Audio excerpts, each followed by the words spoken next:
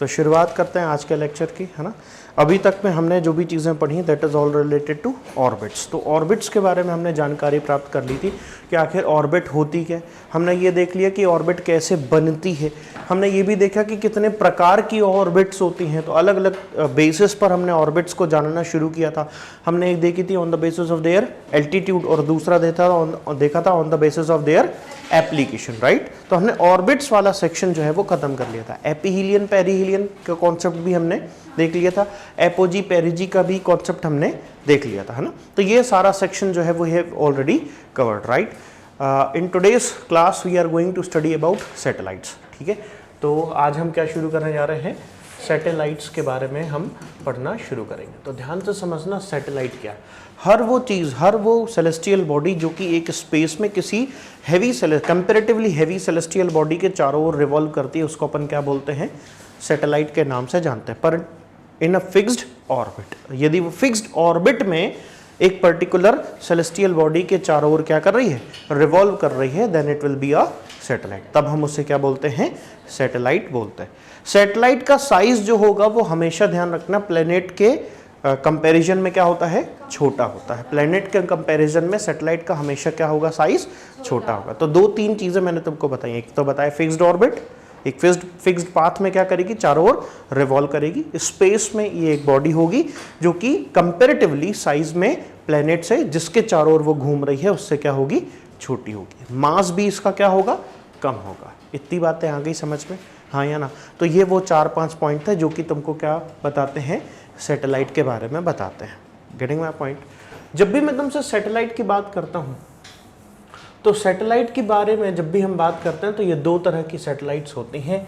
एक होती है कौन सी, नेचुरल सैटेलाइट्स, कौन सी, नेचुरल सैटेलाइट, और दूसरी होती है कौन सी, आर्टिफिशियल सैटेलाइट्स, है ना।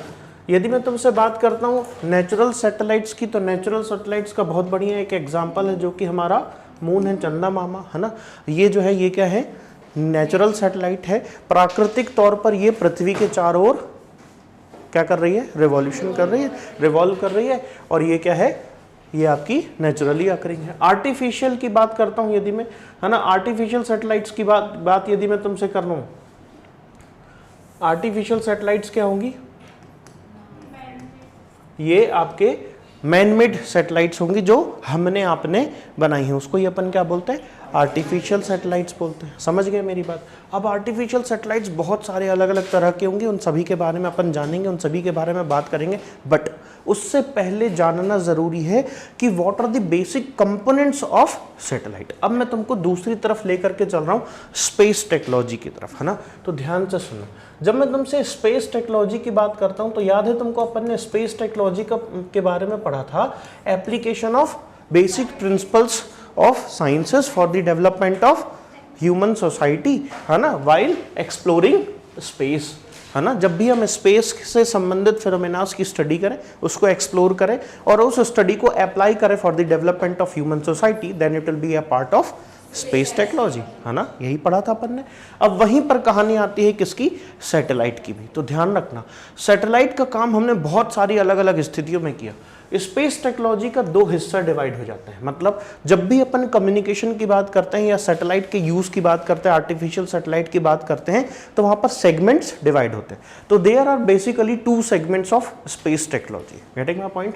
First thing is space segment. कौन सा सेगमेंट, स्पेस सेगमेंट, बनाते चलना मेरे साथ। और दूसरा बात करता है अर्थ सेगमेंट। दूसरा क्या बोलता है, अर्थ सेगमेंट बोलता है, हाँ या ना।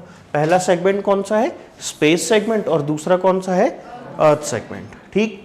जब भी मैं तुमसे कम्युनिकेशन की बात करता हूं तो इसमें ये जो स्पेस सेगमेंट वाला हिस्सा होता है, इसमें ही हम पढ़ते हैं सैटेलाइट। किसके बारे में पढ़ते हैं, सैटेलाइट के बारे में पढ़ते हैं। तो ध्यान रखना, सैटेलाइट के बारे में हम किसके अंतर्गत पढ़ते हैं, स्पेस सेगमेंट के अंतर्गत हम कंसीडर करते हैं, उसको क्लासिफाई किया जाता है। अर्थ सेगमेंट के अंतर्गत क्या क्या चीज़ें आएंगी, जैसे जो आपके लॉन्चिंग पैड्स हो गए, जो आपके टेलीमेट्री ऑपरेशन सेंटर्स होते हैं वो हो गए। इसके साथ साथ जो डेटा इंटरप्रिटेशन के लिए जो डेटा वहाँ से रिसीव हुआ, उससे कोई चीज़ एनालिसिस करके, साइंटिफिक कैलकुलेशंस परफॉर्म करके जब हम उस पर से डेटा एक्सट्रैक्ट करते हैं जो हमारे लिए आवश्यक होता है, इंफॉर्मेशन गैदरिंग करते हैं, तो वो डेटा सेंटर्स भी इसी का हिस्सा होंगे। तो इसको भी अपन डिवाइड करेंगे। और अभी अपन कहानी चल रहे हैं सैटेलाइट के बारे में पढ़ना शुरू कर रहे हैं। तो इस सैटेलाइट के अंतर्गत, ये जो आर्टिफिशियल सैटेलाइट्स है इसके ही अंतर्गत अपन पढ़ना शुरू करेंगे वेरियस कंपोनेंट्स ऑफ सैटेलाइट्स। तो हेडिंग डाल दें कंपोनेंट्स ऑफ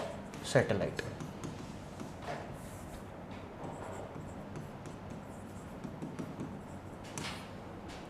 फर्स्ट कंपोनेंट, पहला कंपोनेंट के बारे में यदि मैं तुमसे बात करता हूं तो पहला कंपोनेंट के बारे में बात करेंगे।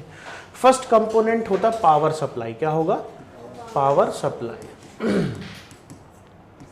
ध्यान से सुनना, जब भी मैं तुमसे पावर सप्लाई की बात करता हूं तो स्पेस में अल्टीमेट सोर्स ऑफ एनर्जी क्या है? सन, है ना, और तो कोई दूसरा है नहीं। तो एक तो ultimate source of power supply क्या हो जाएगा? सन। तो यहां पर क्या हो जाएगी? Solar panel. क्या हो जाते हैं? सोलर पैनल्स हो जाते हैं। पावर सप्लाई किस में बात कर रहे हैं? सैटेलाइट में। अल्टीमेट सोर्स ऑफ एनर्जी क्या है? सन। तो सन की एनर्जी को, सोलर एनर्जी को इलेक्ट्रिकल एनर्जी में बदलने के लिए फोटोवोल्टेइक सेल्स यूज होते हैं। कौन से सेल? फोटोवोल्टेइक सेल्स यूज होते हैं, जो कि कहाँ लगे होते हैं? सोलर पैनल में लगे होते हैं। तो क्या लगे होते हैं? फोटोवोल्टेइक सेल्स लगे होते हैं। याद रखना, सोलर पैनल में क्या लगे होते हैं? फोटोवोल्टेइक सेल्स लगे हुए होते हैं, जो कि क्या करते हैं? सोलर एनर्जी को इलेक्ट्रिकल एनर्जी में कन्वर्ट करने का काम करते हैं। याद रहेगी बात। PYQs है, बता रहा हूं, ध्यान रखना, ये सारे PYQs हैं। ठीक, चलो अगली बात, यदि कभी ऐसी स्थिति बने कि सोलर पैनल्स खराब हो गए या भगवान न करे कभी कुछ ऐसा दिक्कत आई, तो कुछ ना कुछ तो अल्टरनेटिव रखना पड़ेगा, हाँ या ना।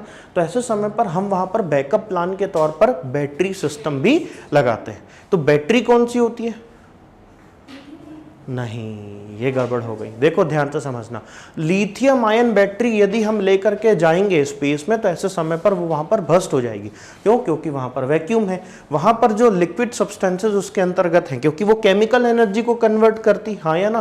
तो ऐसे समय पर वो केमिकल्स आपस में एक दूसरे के साथ मिल सकते हैं और वो स्पेस में बहुत ज़्यादा खतरनाक हो सकते हैं। ठीक है, तो ऐसे समय पर हम लिथियम आयन का इस्तेमाल नहीं करते। बहुत बहुत रेयर केसेस है कि हम लिथियम आयन का इस्तेमाल करें। हम किसका इस्तेमाल करते हैं?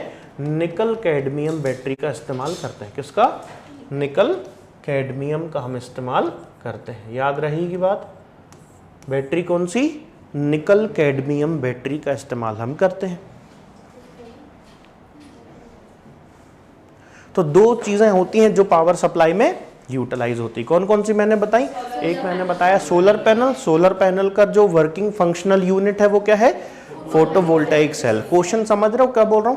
क्वेश्चन पूछ रहा है कि कौन सा फंडामेंटल यूनिट है? फोटोवोल्टाइक सेल होगा किसकी?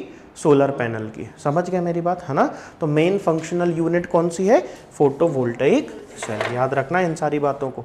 ठीक, अगली बात यदि मैं तुमसे करता हूं तो अगली बात आ जाती है एंटेना। क्या किसकी बात आती है?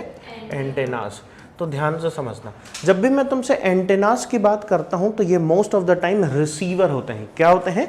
रिसीवर, है ना। दूसरे शब्दों में यदि अपन बोलते हैं तो ये क्या है? रिसीवर है। ठीक, रिसीवर क्या करेगा? जो भी सिग्नल्स होते हैं उनको क्या करता है? रिसीव करता है। जो भी अर्थ सेगमेंट से भेजे गए जितने भी सिग्नल्स होते हैं उन सबको क्या करेगा? रिसीव करेगा। ठीक है, तो ये क्या हो गया?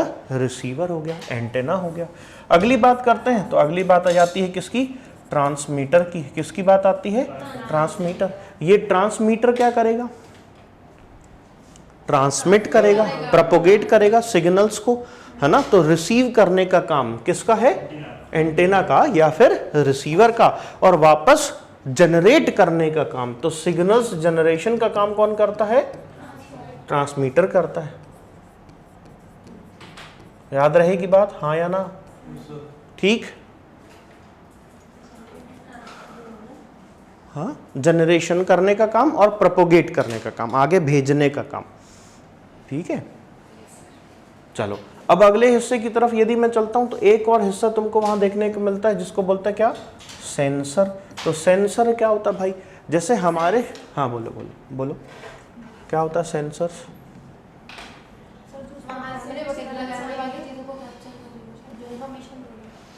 ठीक है, देखो देखो ध्यान से समझना, ये most of the time space exploration के लिए इस्तेमाल होते हैं। स्पेस एक्सप्लोरेशन के लिए इस्तेमाल होते हैं। इसके साथ साथ ये अर्थ सरफेस या अर्थ की स्टडी के लिए, सिंपल अर्थ स्टडी के लिए यूटिलाइज होते हैं। क्या क्या बताया मैंने? हाँ, स्पेस के एक्सप्लोरेशन और इसके साथ साथ अर्थ की स्टडी के लिए इसे इस्तेमाल किया जाता है। ठीक है, सेंसर्स क्या होते हैं? पहले तो ये लिखो, फटाफट लिखो sensor. It is an electronic device, it is an electronic device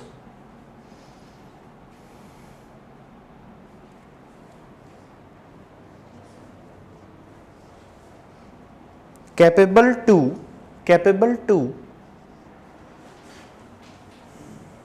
identify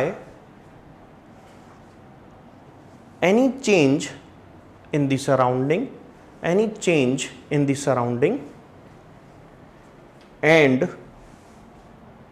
generate electronic signals,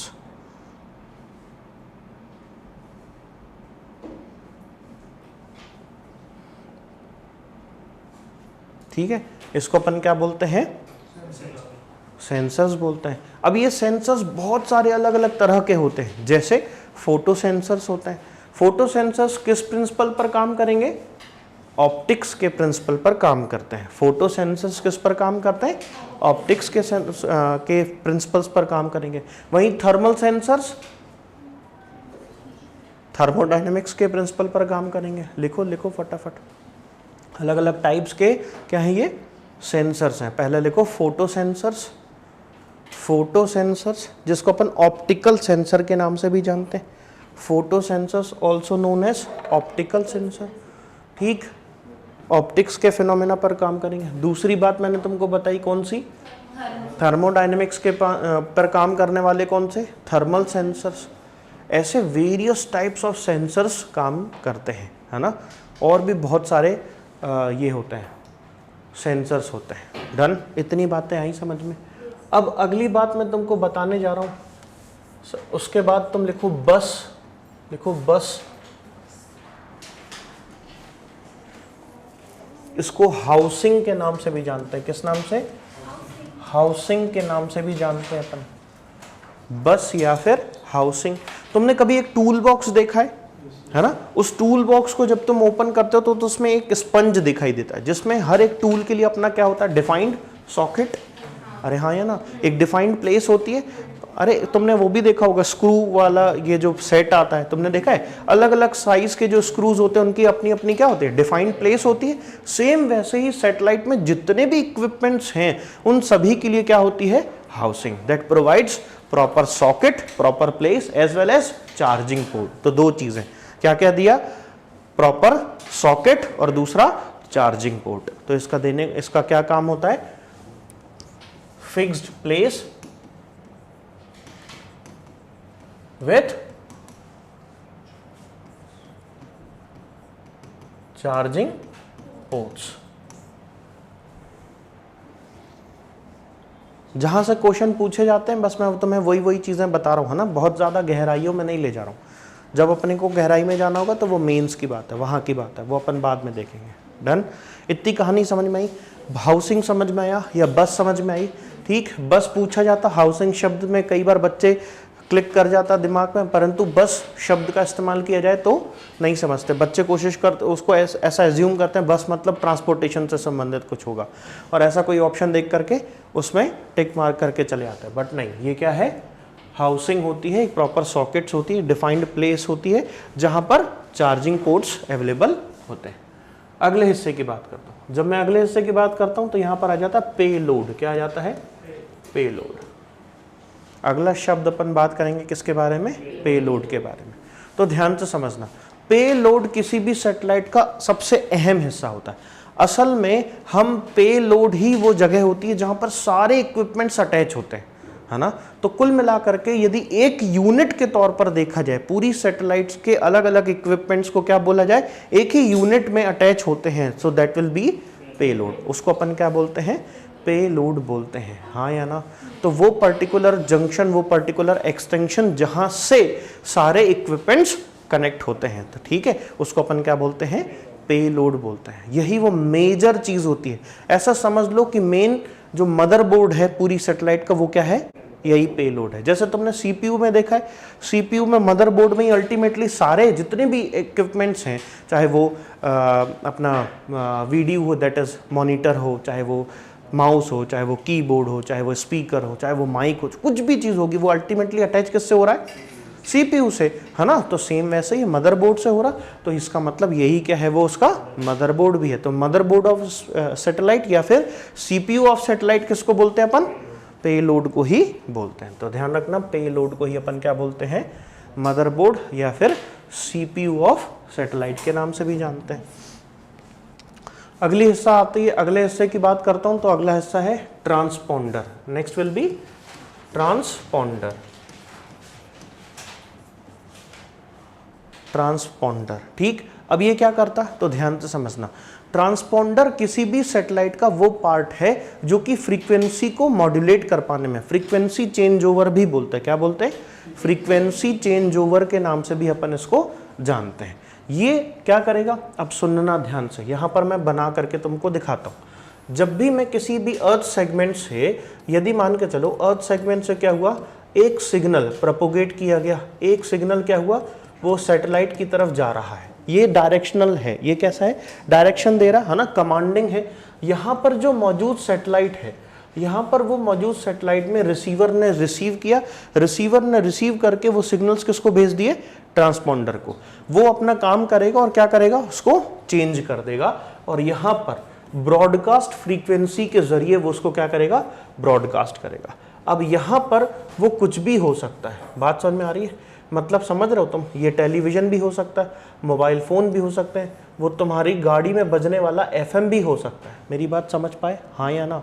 तो ध्यान से समझना, यहाँ से जाने और आने वाली ये जो फ्रीक्वेंसी है, ये टू वे कम्युनिकेशन कर रही है। ये कौन सी कम्युनिकेशन है, टू वे कम्युनिकेशन कर रहा है। यदि अपन आईसीटी की बात करते हैं तो वहाँ शायद मैंने तुम लोगों को पिछली बार पढ़ाया था, one way communication, two way communication पढ़ा था अपन ने, कुछ नहीं पढ़ा था, हाफ ड्यूप्लेक्स, फुल ड्यूप्लेक्स, ऐसा कुछ पढ़ा था, याद आ रही वो वाली बात। तो उसी की कहानी है, ये वही वाली बात है। जब यहाँ से भी जाए और यहाँ से भी एट द सेम टाइम यदि आ जा सकता है तो वो क्या होगा, टू वे कम्युनिकेशन है। दोनों तरह का, दोनों साइड से बातचीत हो रही, यहाँ से भी सिग्नल्स जा सकता और यहाँ से भी डेटा आ सकता, तो ये क्या है, two way type of communication. तो यहाँ पर जो फ्रीक्वेंसी होगी वो कौन सी होगी, अलग, परंतु यहाँ से जो जा रही है वो ओनली वन वे कम्युनिकेशन है। वो कैसा है, one way communication, unidirectional communication होगा। तो ऐसे समय पर यहाँ पर जो यूज होने वाली फ्रीक्वेंसी है वो कौन सी होगी, वो ब्रॉडकास्ट फ्रीक्वेंसी होगी। तो एक होगी जिससे वो रिसीव कर रहा है, जिस चैनल के जरिए वो क्या कर रहा है, डेटा या कमांड रिसीव कर रहा है। अब परंतु उसी से वो दे तो नहीं सकता, देगा तो कहाँ चला जाएगा, सीधे उसी अर्थ स्टेशन के पास चला जाएगा, परंतु हमको क्या करना था, हमको तो उसको ब्रॉडकास्ट करना था। तो डेटा गया पहले सैटेलाइट के पास, और सैटेलाइट के ट्रांसपोंडर ने उसको क्या किया, उसकी फ्रीक्वेंसी को चेंज किया, और चेंज करने के बाद उसको ब्रॉडकास्ट फ्रीक्वेंसी के जरिए ब्रॉडकास्ट कर दिया। तो जो तुम्हारे अभी तुम क्रिकेट मैच का लाइव टेलीकास्ट देख रहे हो, मैच कहीं हो रहा, पूरे अर्थ में कहीं पर भी हो रहा, वहां से ये कैप्चरिंग डिवाइस के जरिए कैप्चर हुआ और कहां पहुंचा, अर्थ सेगमेंट के पास, ठीक। और इस अर्थ सेगमेंट ने कहां डेटा भेजा, सैटेलाइट में, और सैटेलाइट ने कहां भेज दिया, यूजर्स की तरफ, एंड यूजर्स को भेज दिया। समझ में आ गई बात, कहानी समझ में आई। ये दोनों ही किसका हिस्सा है, एंड यूजर्स भी और सेंटर भी, दोनों अर्थ सेगमेंट का हिस्सा है, और ये स्पेस सेगमेंट का हिस्सा होगा, हाँ या ना, ठीक। यहां जो रिसीव हो रही है तो वो कौन से होंगे, रेस्पॉन्सिव सिग्नल्स होते हैं। कौन से सिग्नल्स, रेस्पॉन्सिव सिग्नल्स होते हैं। और यहां पर ये जो जा रहा है वो डायरेक्टिव सिग्नल्स होते हैं। कौन से, डायरेक्टिव सिग्नल्स होते हैं, जो डायरेक्शन ले जा रहे हो, जो कमांड्स या डेटा लेके जा रहे हो। और यहां से क्या आएगा, इंफॉर्मेशन या रिएक्शन आएगा। कमांड्स के एवज में हमको क्या मिलता, रिएक्शन, और दूसरा क्या होता, इंफॉर्मेशन, है ना, जो प्रोसेस्ड चीज है। तो इंफॉर्मेशन हमको कहाँ मिलेगी, ब्रॉडकास्ट के जरिए मिलती है। इतनी कहानी समझ में आई। ट्रांसपोंडर का मेन मतलब समझ में आया। ट्रांसपोंडर क्या करता, तो ट्रांसपोंडर फ्रीक्वेंसी को चेंज करता है, रिसीविंग फ्रीक्वेंसी को ब्रॉडकास्ट फ्रीक्वेंसी में कन्वर्ट करने का काम किसका, ट्रांसपोंडर का होता है। इतनी कहानी समझ में आई। फटाफट लिखो, ट्रांसपोंडर के बारे में लिख डालो भाई। Transponder is also known as frequency change over, है ना।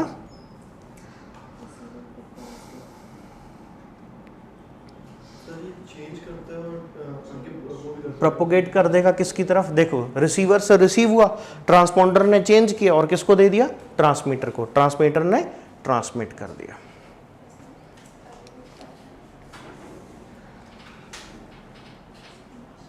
अगला चलो, AOC। AOC क्या होता है, altitude and orbit control system. Altitude and orbit control system.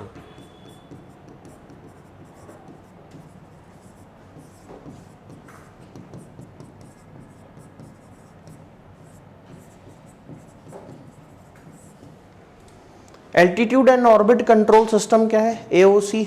तो ध्यान से समझना, ये सेल्फ प्रोपल्शन सिस्टम होता है। कौन सा, सेल्फ प्रोपल्शन सिस्टम इसके अंतर्गत लगा हुआ होता है। ये क्या करेगा, कई बार क्या होता है, जब भी कोई एक सैटेलाइट, मान के चलो ये अर्थ है, इसके चारों ओर एक सैटेलाइट घूम रही है, अब इसके बाजू से ये वो सैटेलाइट है, ठीक है, अब इसके बाजू से अचानक क्या हुआ, कोई दूसरा ग्रह जो है या दूसरा कोई एक सेलेस्टियल बॉडी गुजर गई, ऐसे समय पर इसके ग्रेविटेशनल पुल ने इसको अपनी तरफ अट्रैक्ट कर लिया। अरे हाँ या ना, लॉज ऑफ ग्रेविटेशन, तो उसने अपनी तरफ क्या किया, इसको पुल किया, तो ये अपनी ऑर्बिट से क्या हो जाती है, भटक जाती है। मेरी बात समझ रहे हो, है ना। अब इसको क्या करना पड़ेगा, वापस लाना पड़ेगा। तो इसमें खुद क्या होता है, अपना एक एल्टीट्यूड ऑर्बिट कंट्रोल सिस्टम होता है, जो उसको वापस अपनी इसी ऑर्बिट पर ला देता है और फिर बोलता है कि भैया इसी में चलो। बात समझ में आई। तो ये क्या करेगा, ऑर्बिट को मेंटेन करके रखता है इन अ फिक्स्ड पाथ, ठीक है। तो ये क्या करता है, पाथ डिफाइन करता है, फिक्स्ड ऑर्बिट डिफाइन करता है, defines the fixed orbit.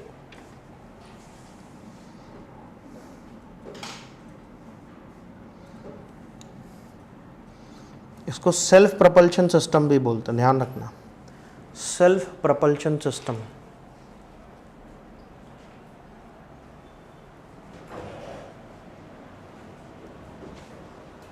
Self propulsion system के नाम से भी अपन इसको जानते हैं। अगली एक बात और जो बची, वो क्या बची, आखिरी एक जो हिस्सा बच गया, that will be telemetry command and monitoring system. Telemetry command and monitoring system.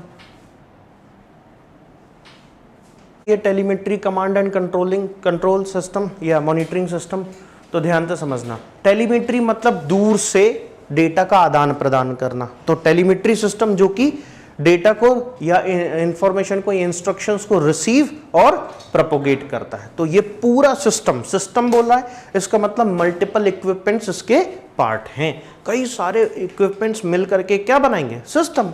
और क्या काम करते हैं, टेलीमेट्री। तो जो दूर से क्या होता है, ऑपरेट होता है। तो रिसीविंग और प्रोपोगेशन या ट्रांसमिशन का काम जिस सिस्टम के द्वारा किया जाता है वो टेलीमेट्री सिस्टम हो गया। कमांड सिस्टम जो अर्थ सेगमेंट से भेजे गए कमांड्स को आइडेंटिफाई करती है, उसको उसके अकॉर्डिंग टास्क परफॉर्म करती है, तो that will B command system.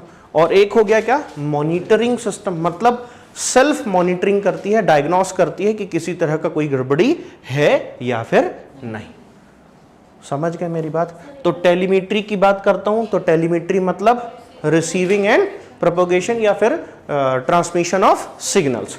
दूसरी बात, यदि मैं तुमसे किसकी करूं, कमांड की, तो कमांड सिस्टम क्या करेगा, सारे कमांड्स को इंटरप्रेट करेगा और टास्क परफॉर्म करेगा। Interpretation of commands and instructions and task performance. और इसके साथ साथ लास्ट में क्या आ जाएगा, मॉनिटरिंग मतलब सेल्फ असेसमेंट। सेल्फ असेसमेंट, ये सारे कीवर्ड्स हैं, लिखना है, ध्यान रखना। टेलीमेट्री का कीवर्ड क्या लिखोगे, रिसीविंग एंड ट्रांसमिशन। उसके बाद कमांड का interpretation of instructions and trans performance. इसके साथ साथ मॉनिटरिंग का सेल्फ असेसमेंट। डन। तो ये वो सारे कंपोनेंट्स थे। देखो अब मेरी बात समझना, अलग अलग सैटेलाइट्स में जिसका जो काम है, तो अकॉर्डिंग टू देयर एप्लीकेशन वो अलग अलग तरह की क्या करती हैं, अलग अलग तरह के इक्विपमेंट्स उसमें होते हैं, सेंसर्स अलग अलग तरह के होंगे, अलग अलग तरह के एंटेनाज होंगे, बहुत सारी अलग अलग इक्विपमेंट्स होंगे, जुड़े होंगे। परंतु ये जो हमने जितने भी अलग अलग कंपोनेंट्स की बात करी, ये सारे कंपोनेंट्स क्या हैं, वो बेसिक कंपोनेंट्स हैं जो लगभग हर सैटेलाइट्स में पाए जाएंगे। पूरी बात समझ में आई? ये वो बेसिक स्ट्रक्चर है किसी भी सैटेलाइट का। समझ गए मेरी बात? तो क्या क्या चीजें गिनी, एक बार शुरू से शुरू करो। देखो सबसे पहला क्या देखा, पावर सप्लाई देखी। पावर सप्लाई में अपन ने दो तरह की चीजें देखी। पहला क्या, सोलर पैनल। सोलर पैनल का फंक्शनल यूनिट फोटोवोल्टाइक सेल। और वहीं यदि मैं तुमसे निकल कैडमियम बैटरी की बात करता हूं तो निकल और कैडमियम ये दो अलग अलग डिवाइसेस होते हैं जो कि इलेक्ट्रोफोरेसिस जैसी चीजों का इस्तेमाल करते हुए क्या करते हैं, इलेक्ट्रिसिटी जनरेशन करते हैं। ये बैकअप प्लान होता है निकल कैडमियम बैटरी। ठीक, उसके बाद क्या बात करते हैं, एंटेना। ये रिसीवर की तरह काम करता है। कैसा, रिसीवर की तरह। वहीं यदि मैं तुमसे बात करता हूं तो अगला क्या है, ट्रांसमीटर। ट्रांसमीटर क्या करेगा, सिग्नल्स को प्रोपोगेट करेगा, हाँ, आगे की तरफ जनरेट करके भेजेगा। ठीक, उसके बाद सेंसर, ये क्या करेगा, किसी भी आसपास के होने वाले किसी भी तरह के बदलाव को भांप लेता है, ऑब्जर्व करता है और फिर उसके बाद इलेक्ट्रॉनिक सिग्नल्स का जनरेशन करता है। समझ गए मेरी बात? ठीक है।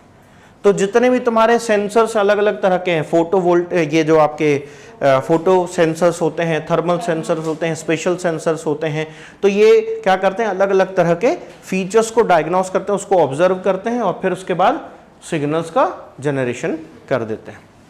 अगले हिस्से की तरफ चलते हैं। बस या हाउसिंग। बस या हाउसिंग क्या होती है, वो ऐसा सिस्टम होता है जिसमें हर एक इक्विपमेंट का डिफाइंड प्लेस होता है और वो क्या करता है, उसको चार्जिंग सॉकेट्स भी प्रोवाइड करता है। इसके बाद पेलोड। पेलोड वो अहम हिस्सा है, वो मेन चीज है जहां पर सारे इक्विपमेंट्स जुड़े हुए होते हैं सैटेलाइट के साथ। ट्रांसपोंडर।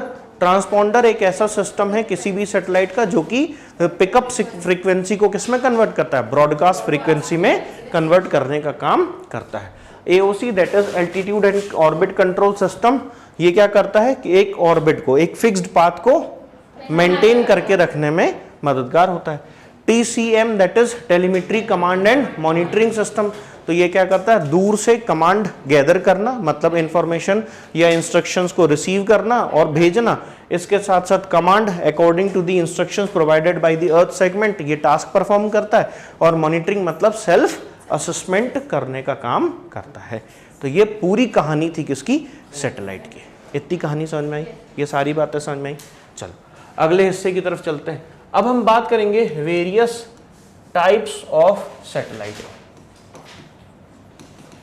और वो भी कौन सी, आर्टिफिशियल सैटेलाइट्स, है ना। Various types of artificial satellites.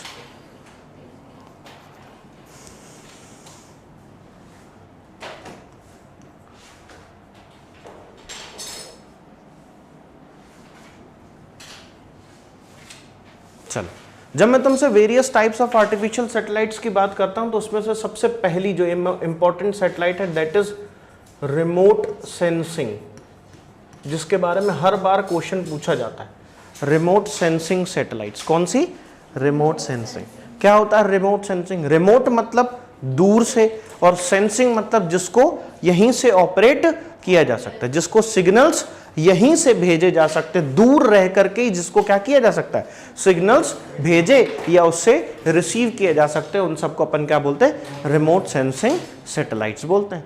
ये रिमोट सेंसिंग सैटेलाइट्स जो होती हैं ये हमारे जीपीएस और जीआईएस के लिए इंपॉर्टेंट होती हैं। जीपीएस और जीआईएस। जीपीएस ना बोल करके यदि तुम नेविगेशन बोलोगे तो ये बहुत अच्छा होगा। क्या होगा, नेविगेशन। बट फिर भी अपन जीपीएस पढ़ते हैं तो इसलिए अपन ने शब्द क्या इस्तेमाल किया, जीपीएस। जीपीएस मतलब ग्लोबल पोजीशनिंग सिस्टम। अब ये क्या करेगा, पूरी ऑल ओवर अर्थ में, मतलब जितना भी एरिया ये अर्थ सरफेस पर कवर कर रहा है उसकी इतनी सटीक इमेज क्लिक करता है कि वो आपको क्या बता सकता है, शॉर्टेस्ट रूट या इजीएस्ट रूट डिफाइन कर पाने में सक्षम होता है एक पर्टिकुलर ऑब्जेक्ट से दूसरे ऑब्जेक्ट। मतलब डेस्टिनेशन का जो भी पर्टिकुलर व्यक्ति है उसको या उस ऑब्जेक्ट का उसके डेस्टिनेशन से शॉर्टेस्ट रूट डिफाइन कर पाने में क्या है, सक्षम है। कौन, ये जीपीएस या फिर नेविगेशन।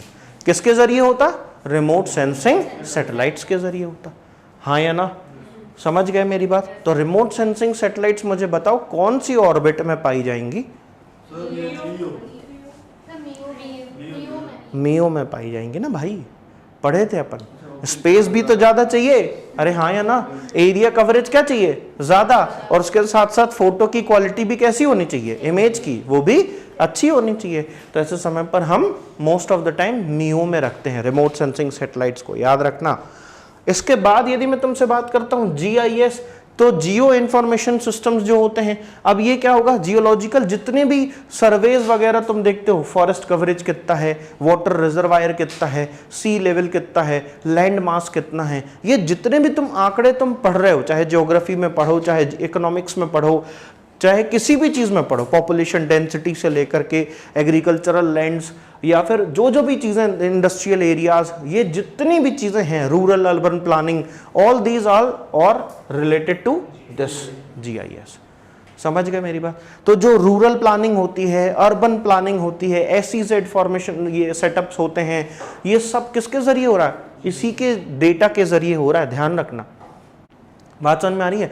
कहाँ से कैनाल ले जाना पड़ेगा, कहाँ पर डैम बनाया जा सकता है, कितना वाटर रिजर्वायर कैप्चर कर सकता है, कितना इलेक्ट्रिक पावर सिटी जनरेट होगी, कितना जो आपके ये है फॉरेस्ट कवरेज कितना ज़्यादा है ना, इसके साथ साथ किस पर्टिकुलर जगह की ह्यूमन डेंसिटी जो है वो ज़्यादा है, बायोडाइवर्सिटी कहाँ पर ज़्यादा है, कहाँ पर कम है, ये जितने तरह के तुम आंकड़े देखते हो, that is all because of this GIS.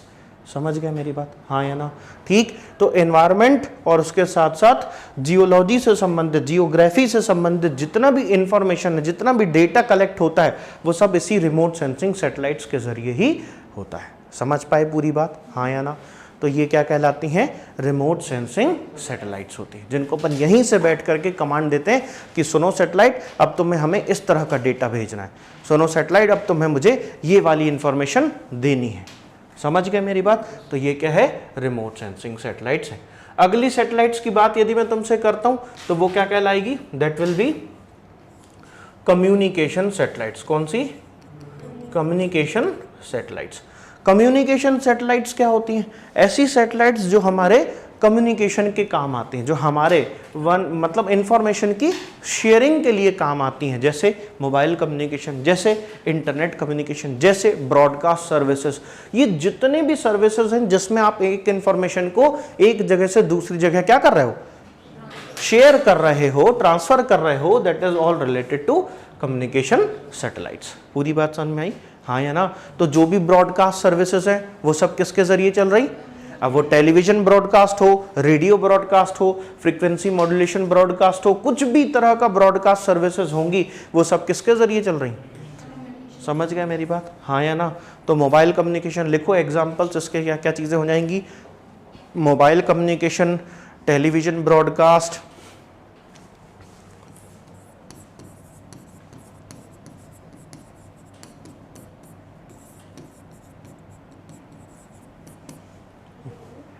Radio broadcast, FM broadcast, सब इसी के अंतर्गत आएगा।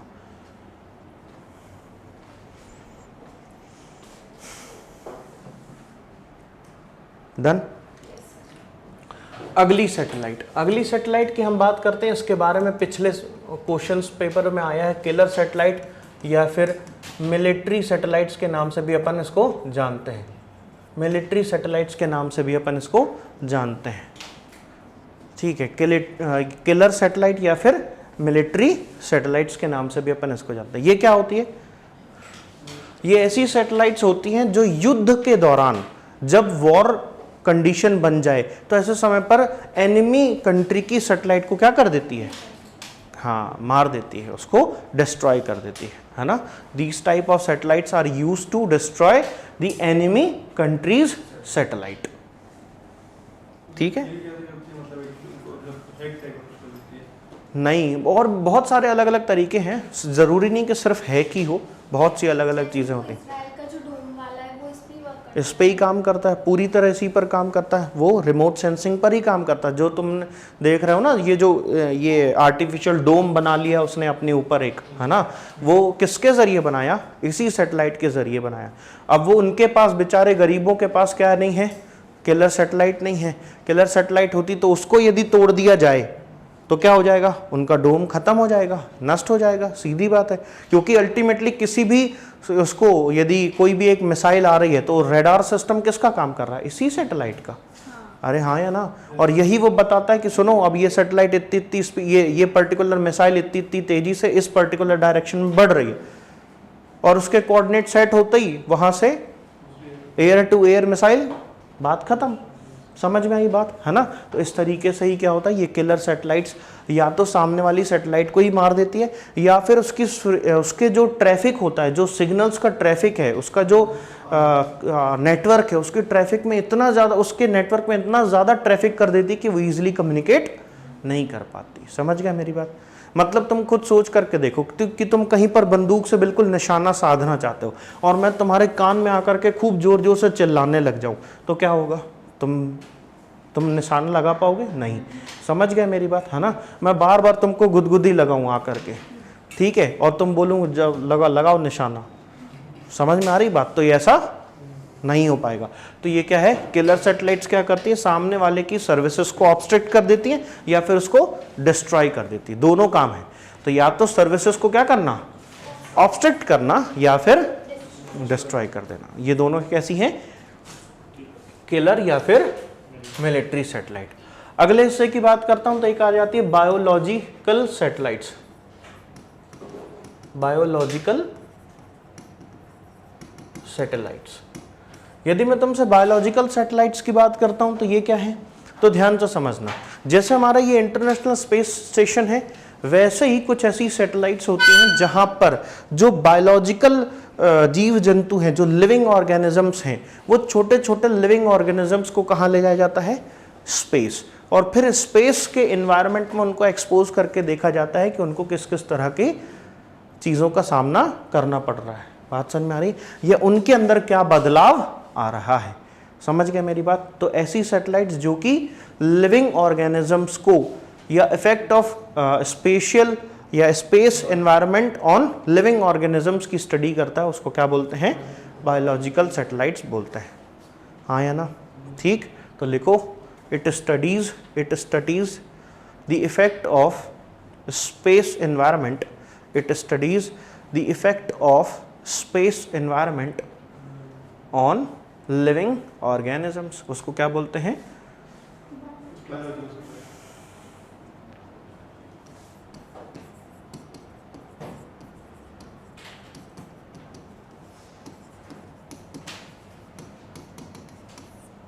Augmenting satellite.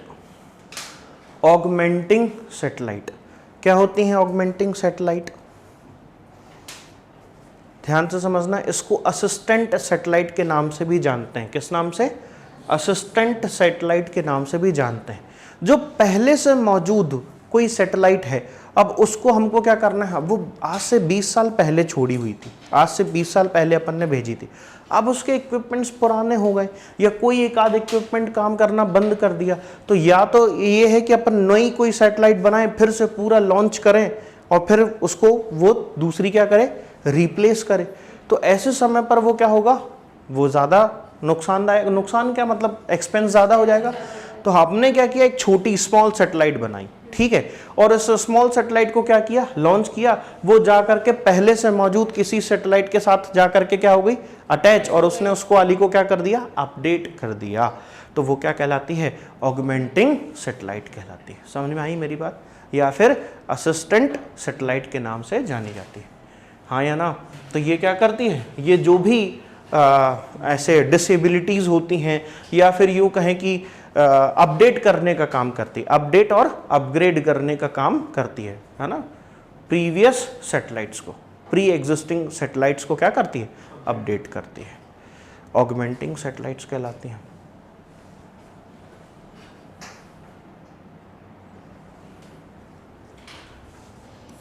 अगली सैटेलाइट है रिकवरी सैटेलाइट। कौन सी, रिकवरी सैटेलाइट। अब रिकवरी सैटेलाइट क्या होती हैं, ऐसी सैटेलाइट्स जो भी डेबरीज हैं या कुछ ऐसे इक्विपमेंट्स होते हैं जिन पहले से मौजूद जो सैटेलाइट्स हैं उनकी जो आपकी ये है कुछ इक्विपमेंट जो हमारे लिए वापस यूजफुल हो सकते हैं उनको वापस क्या लाना है, अर्थ पर लाना है। तो ऐसे समय पर ये क्या यूज करेंगे हम, कौन सी सैटेलाइट्स, रिकवरी सैटेलाइट्स का हम इस्तेमाल करते हैं। समझ गए मेरी बात, हाँ या ना।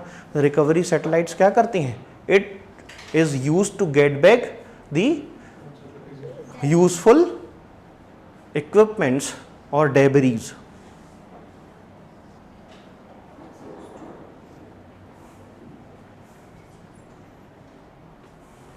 गेट बैक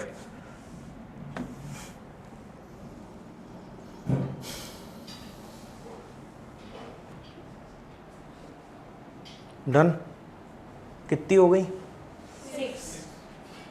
6 हुई है। कौन सी बच गई भाई, नेविगेशन सैटेलाइट्स। नेविगेशन सैटेलाइट्स मैंने वही तुमको रिमोट सेंसिंग वाले में ही बता दिया। नेविगेशन सैटेलाइट्स एक और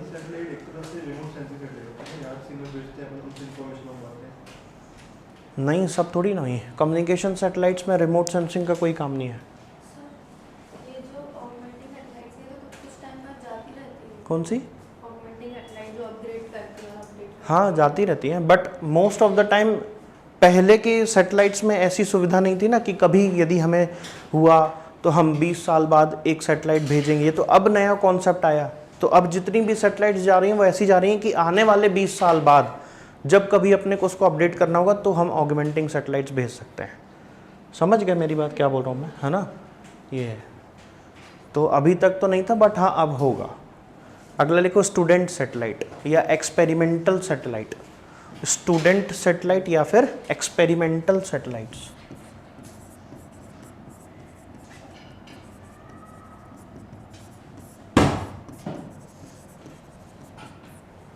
स्टूडेंट सैटेलाइट्स या एक्सपेरिमेंटल सैटेलाइट्स ऐसी सैटेलाइट्स होती हैं जो कि हमारे जो ये आईआईटीज़ वगैरह होते हैं या अच्छे हायर स्टडीज़ में जो बच्चे पढ़ रहे होते हैं उनको यदि स्पेस टेक से संबंधित उन्होंने कोई सैटेलाइट्स बनाई है, कोई मॉडल सैटेलाइट्स बनाई है, तो उनको क्या किया जाता है, स्पेस में भेज करके देखा जाता है कि either they are performing well और नॉट। तो उनको अपन क्या बोलते हैं, एक्सपेरिमेंटल सैटेलाइट्स या फिर स्टूडेंट सैटेलाइट के नाम से जाना जाता है।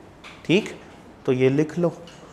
एक्सपेरिमेंटल सैटेलाइट्स क्या होती हैं, space exploration and student programs के तहत एक्सपेरिमेंटल सैटेलाइट्स को लॉन्च किया जाता है।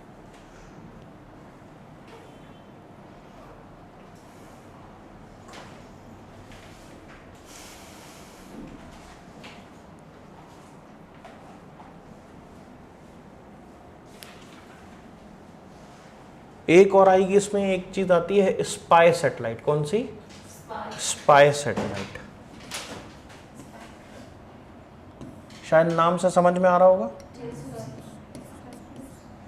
हाँ जासूसी करेगी, है ना। किसी भी दूसरी या नेबरिंग कंट्रीज की क्या करना, जासूसी करने के लिए जिन सैटेलाइट्स का इस्तेमाल किया जाता है उसको क्या बोलते हैं अपन, स्पाई सैटेलाइट के नाम से जानते हैं।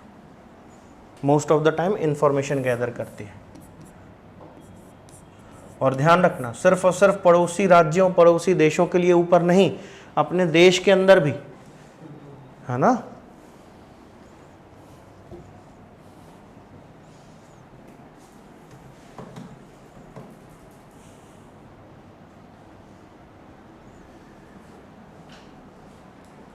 डन। तो ये थी क्या आपकी डिफरेंट टाइप्स ऑफ सैटेलाइट्स। हो गई 9 सैटेलाइट के आसपास, 9 टाइप्स के हो जाने। क्या, वही तो है रिमोट सेंसिंग।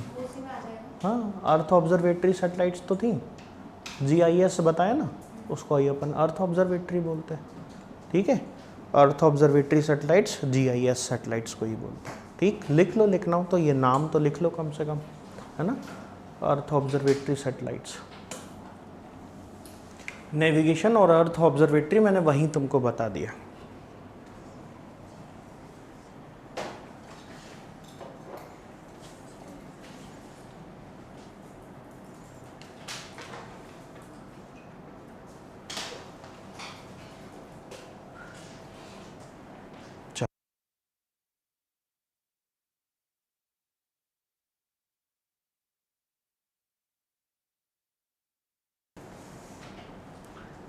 चलो ठीक है, अभी तक मैं क्या क्या चीज़ें देखी, देखो एक बार रिवाइज करो फटाफट, किसी तरह का कोई डाउट है तो वो पूछो, देखो कोई डाउट है क्या।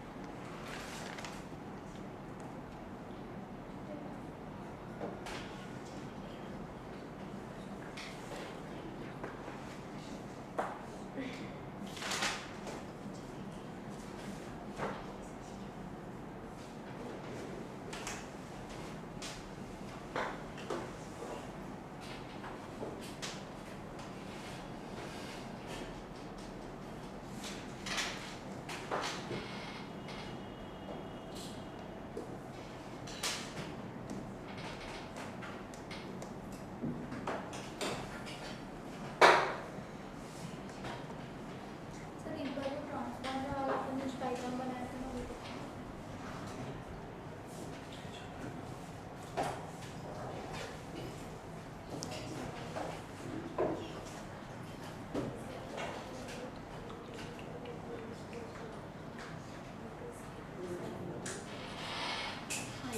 तो इसमें जो इस साइड वाला जो लिया ना जहाँ पे टू वे वहाँ पे ट्रांसमीटर लगेगा और इस साइड ट्रांसफार्मर लगेगा। इधर रिसीवर ट्रांसमीटर दोनों है रिसीवर ट्रांसमीटर और इधर सिर्फ ट्रांसमीटर है।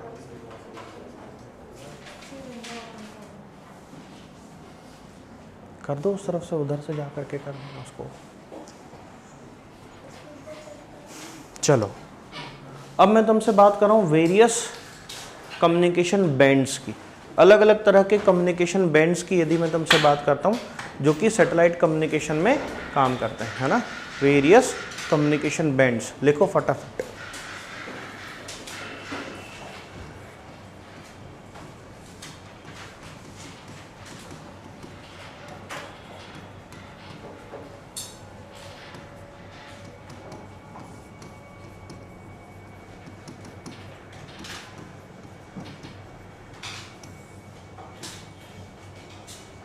एक होते हैं जो लो फ्रीक्वेंसी बैंड्स होते हैं और एक होते हैं जो हाई फ्रीक्वेंसी बैंड्स होंगे। लो फ्रीक्वेंसी बैंड्स की यदि मैं तुमसे बात करता हूँ, लो फ्रीक्वेंसी बैंड्स, और एक कौन से हाई फ्रीक्वेंसी बैंड्स, और एक होते हैं कौन से मॉडरेट। लो फ्रीक्वेंसी बेल्ट में 3 और यहां पर भी 3 और यहां पर अकेला 1। बात समझ में आ रही, हाँ या ना। ये 3 तरह के अलग अलग क्या होंगे, फ्रीक्वेंसी बैंड्स होते हैं। फटाफट इसको बनाओ फिर मैं आगे की कहानी बता रहा हूं। चल अभी देखो, लो फ्रीक्वेंसी बैंड्स में आते हैं एल बैंड, एस बैंड और सी बैंड। कौन कौन से, L S C, L S और सी बैंड, ये सब लो फ्रीक्वेंसी बैंड्स हैं। एक्स बैंड होता है मॉडरेट बैंड, ये बीच का होता है एक्स बैंड, ठीक है। इसके बाद आता है के यू और के ए।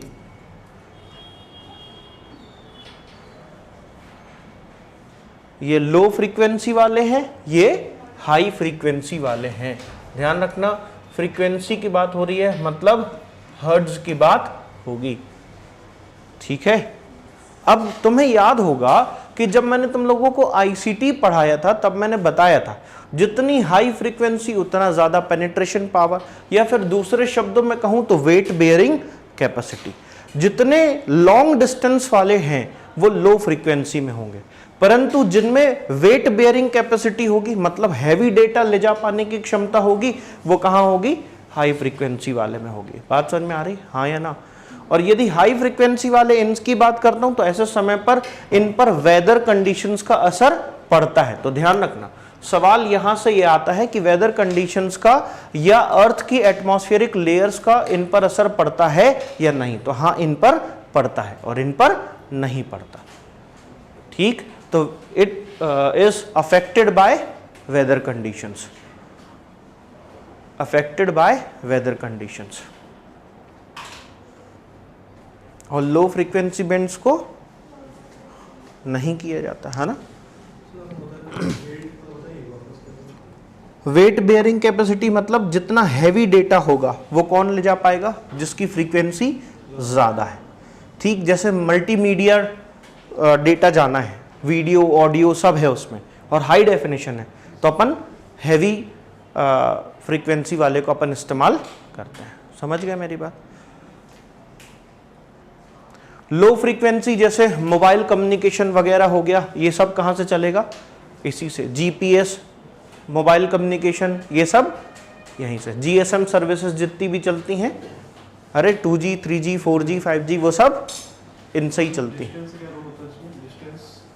डिस्टेंस कवर्ड उसका ज़्यादा है, एरिया कवरेज उसका ज़्यादा, इसका कम।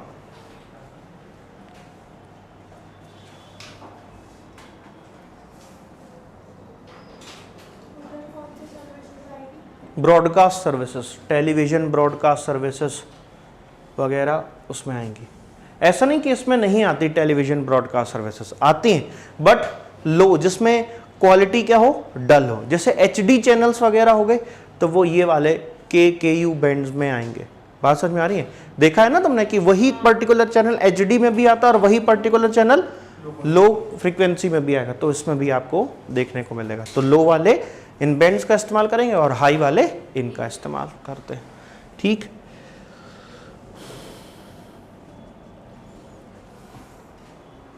अब ये जो है मॉडरेट वाली, ना बहुत ज़्यादा कम ना बहुत ज़्यादा हाई, है ना। तो ध्यान से समझना, ऐसे समय पर ये बैंड का इस्तेमाल most of the time military services के लिए यूटिलाइज होता है।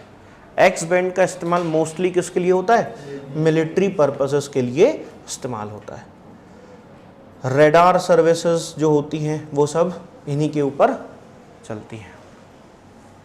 समझ गए।